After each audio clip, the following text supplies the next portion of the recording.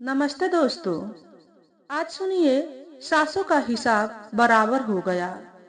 15 साल बाद आज जब कोर्ट में यह निर्धारित हुआ कि आज जमीनी विवाद का फैसला राम जी के पक्ष में आया है, तो यह सुनते ही राम जी की आंखों से आंसू झलक पड़े।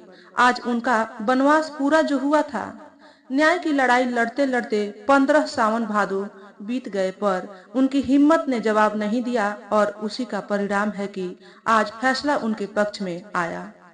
दुर्भाग्य की बात है कि इस अवसर पर खुशी बांटने के लिए कोई अपना साथ नहीं था।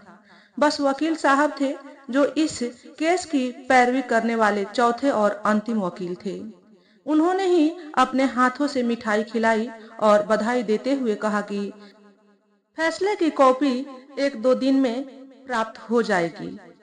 कोर्ट परिसर से निकलते हुए आज राम जी की संतुष्टि उनके चेहरे पर झलक रही थी। उन्होंने इन 15 वर्षों में न जाने कितने ही उतार चढ़ाव देखे थे। कोर्ट से निकलते तो आज सीधे राम जी अपने पुश्तैनी घर पहुंचे, जो शहर के पुराने इलाके में था। यही वह घर था जिस पर हक के लिए राम जी ने 15 साल कानूनी लड़ाई लड़ी। इन्हीं गलियों में राम जी का बचपन बीता था। इसी पुराने घर में वह ब्याह कर अपनी अर्धांगिनी को लाए थे। इस घर और मोहल्ले की हर चीज से न जाने कितनी यादें जुड़ी थी, लेकिन नौकरी के सिलसिले में दूसरे शहर जाना पड़ा, पर उनका लगाव कभी इस घर से खत्म नहीं हुआ। होली, दिवाली पर अक्सर वे इसी घर आया करते थे। राम जी के बड़े भाई श्याम इसी पुश्तैनी मकान में परिवार के साथ रहते थे। दोनों भाइयों में पारिवारिक संबंध मधुर थे। त्योहारों पर जब राम जी सब परिवार यहाँ आते तो दोनों भाइयों के बच्चे, देवरानी जेठानी, दोनों भाई और उनके मोहल्ले के दोस्तों का घर पे जमघट लगा ही रहता। जब भी राम जी आया करते थे तो उन दिनों घर का माहौल बड़ा आनंदमय रहता। अपनों के बीच रहकर जो सुख मिलता है वह और कहीं नहीं है। इसी भावना ने राम जी को दूसरे शहर में रहने के बावजूद अपनी जड़ों से आज तक जोड़े रखा था। समय के साथ साथ अपने पुराने घर आने का सिलसिला बहुत कम हो गया। बच्चे बड़े हुए तो नौकरी और शिक्षा के अवसरों के चलते वह अन्य शहरों में जा बसे, तो अब त्योहारों और छुट्टियों में वह अपने घर आते तो राम जी को अपने पुश्तैनी घर आने का मौका कहाँ से मिलता। धीरे धीरे आना जाना भी छूट सा गया।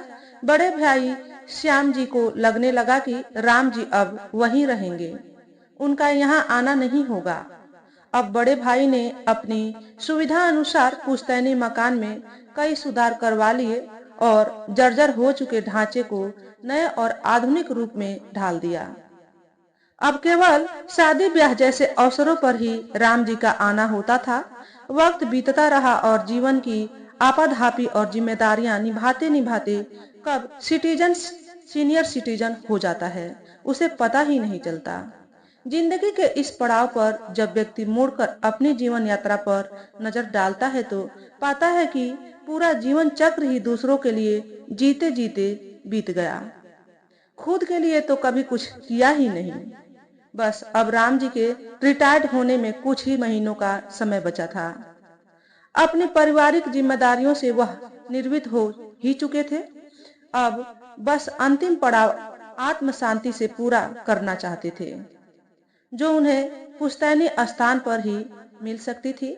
जब बच्चों ने रिटायर्ड होने के बाद अपने साथ चलने को कहा तो उन्होंने साफ कह दिया कि मैं तो अपना आगे का जीवन अपने शहर में अपने लोगों के बीच ही बिताऊंगा।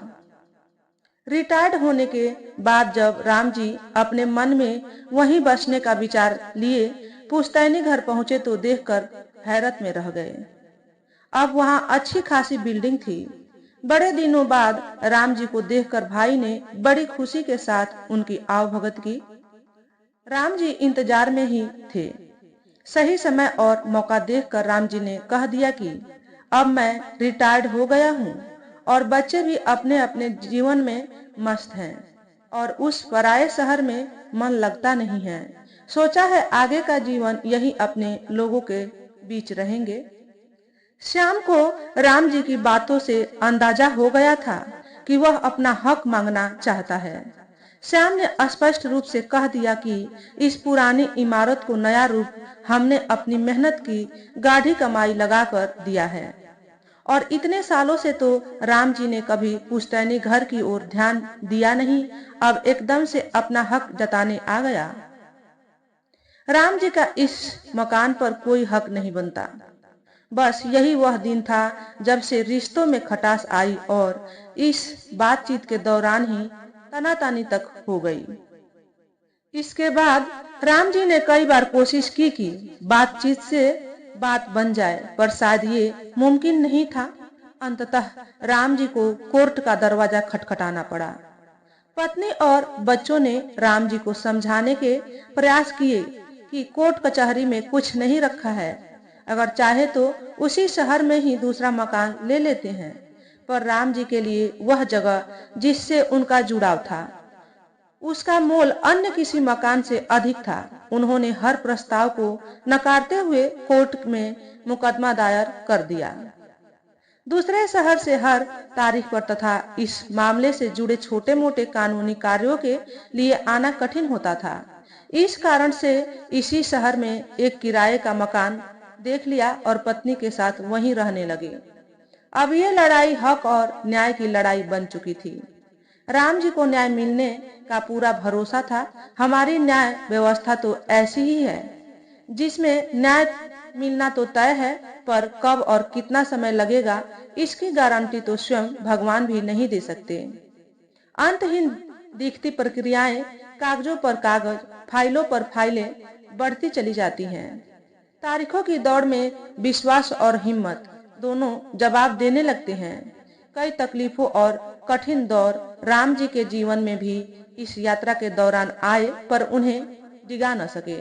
हाँ, पर इस दौरान पत्नी के इंतकाल ने उन्हें सबसे ज्यादा हतोत्साहित किया। उसके बाद से उनके जीवन का जैसे रस ही चला गया हो।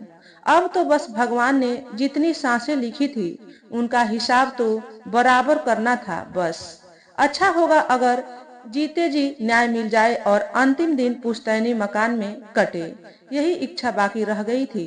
अब राम जी की आज केस जीत कर वह अपने पुश्तैनी आवास पहुंचे, उस मकान का वह हिस्सा लेने जिस पर वह अपना हक जाहिर करते थे और जिसके लिए 15 साल उन्होंने जतन किया था। अब की बार साथ में कचहरी का फरमान था। उनके केस जीतने की सूचना शायद उनके आने से पहले ही पहुंच चुकी थी, इसलिए उनके हिस्से का कमरा खाली कर दिया गया था। कब से इस पल के लिए उत्साहित राम जी किराए के मकान से सामान समेटकर शाम तक अपने पुश्तैनी आवास आ गए। राम जी व्यवहारिक और सुलझे हुए व्यक्ति थे। किराए के जिस मकान में वह रहते थे वहां आसपास के लोगों से भी उनका अच्छा मेल जोल था। सभी ने उन्हें वहां से जीत की बधाइयां देते हुए खुशी खुशी विदा किया। आज न जाने कितने सालों बाद राम जी चैन की नींद सोने वाले थे। अभी तो सारा सामान भी ढंग से व्यवस्थित भी नहीं किया था, पर दिन भर की थकान के कारण जल्दी ही बिस्तर लगाकर सो गए। आखिर उनके लिए तो आज दोहरी खुशी का मौका था, एक तो न्याय की प्राप्ति और दूसरी सालों बाद आत्म शांति। दोपहर होने को आई, पर जब राम जी के उस कमरे से कोई हलचल नहीं सुनाई दी तो भाई श्याम के परिवार वालों की भी बेचैनी बढ़ने लगी। तो दरवाजा खटखटाया गया। कोई जवाब न आने पर जोर जबरदस्ती दरवाजा खोला गया तो पाया जो राम जी रात को सोए वह सुबह उठे ही नहीं। उसी रात उनकी सांसों का हिसाब बराबर हो गया था। उनकी सांसों की डोर शायद न्याय मिलने की उम्मीद से ही जुड़ी थी, जो न्याय प्राप्ति के साथ ही टूट गई। तो दोस्तों, आज के वीडियो में बस इतना ही। अगर आपको हमारे द्वारा बताई गई कहानी थोड़ी सी भी अच्छी लगी हो तो वीडियो को लाइक और शेयर करें। चैनल पर पहली बार आए हो तो चैनल को सब्सक्राइब करके बेल नोटिफिकेशन को ऑल पर सेट कर लें, ताकि आपको ऐसे ही अच्छे अच्छे वीडियो देखने को मिले। हमेशा खुश रहें, हमेशा स्वस्थ रहें। वीडियो देखने के लिए आपका बहुत बहुत धन्यवाद।